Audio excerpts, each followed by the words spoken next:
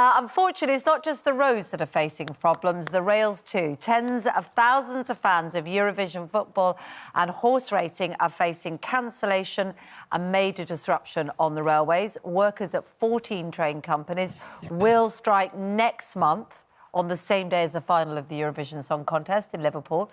And this comes after the RMT union rejected the latest pay offer in a long-running pay dispute. Meanwhile, the train drivers' union, ASLEF, has announced a fresh series of walkouts. One falls on the day of the all-Manchester FA Cup final at Wembley and the Epsom Derby. Our chief correspondent Richard Gatesford is at London's Euston Station. Richard, the Transport Secretary, says the industrial action is deeply disappointing.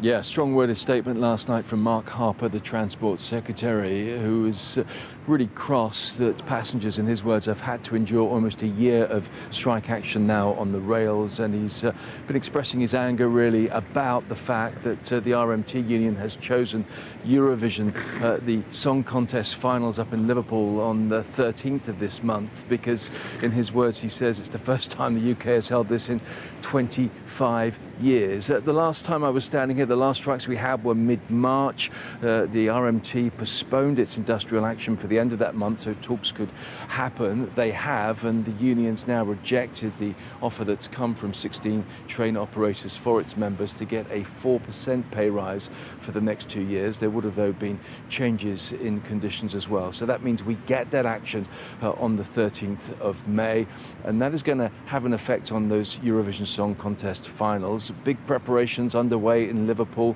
chosen to for the UK to be the host city there instead of Ukraine. A big boost for the economy of that city. It would have been a big boost for Ukrainians in this country too, who now may not be able to make it up to Liverpool because of the train strikes. The ASLEF Train Drivers Union also announcing industrial action. Another 3 strikes, 2 of them in May, but one on June the 3rd, making the headlines this morning because it would target those passengers wanting to get down to London from Manchester, both Manchester teams in the FA Cup final, also the Epsom Derby as well. And it's generally thought that this is going to be quite a messy time for travellers. This is just awful news for travellers. It takes to almost a year the national strikes that people have suffered, roughly 30 days already knocked out of people's timetables, and unfortunately it now looks as though we're further from a settlement than ever. Well, there is no end in sight to this industrial action. Today the PCS union is walking out. 130,000 civil servants leaving their jobs in government departments in a continuing dispute over pay, jobs and conditions. We're joined now by the former Labour Home Secretary Jackie Smith and broadcaster Ian Dale.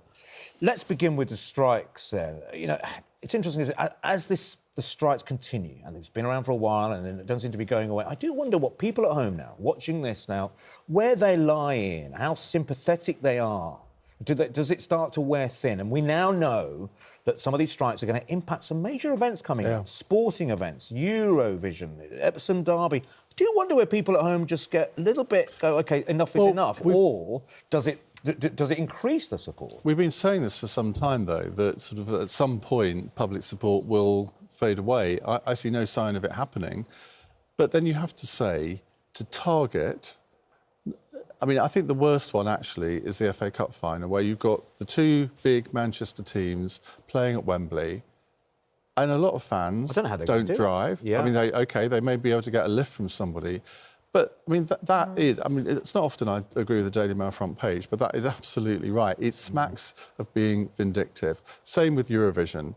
I mean, Liverpool is not the easiest place to get to, even on the train sometimes. So I think to do this is... It risks losing public support. I don't know whether it will, but it certainly risks... Actually, what's the thought process? Or is it effective? I mean, that would be the argument, wouldn't it? That if you don't make waves and if you don't inconvenience people and provoke a response, then you don't get the result you want. But as Ian says, it might not be the emotion they're hoping to provoke, which is support. Because they have actually maintained, for a lot of those unions who are taking strike action at the moment, not just on the railways, but particularly, let's say, in the public sector, teachers and in the NHS have maintained quite a lot of public support. But you're right, Kate, in some ways, of course, I feel desperately sorry for people who... I even feel sorry for Man City and Man United fans. That's not what you said on the podcast. Tell us what you said on the podcast. Say, Jackie? I think I said words to the effect of... Oh, hang on, don't tell us what you said on the podcast.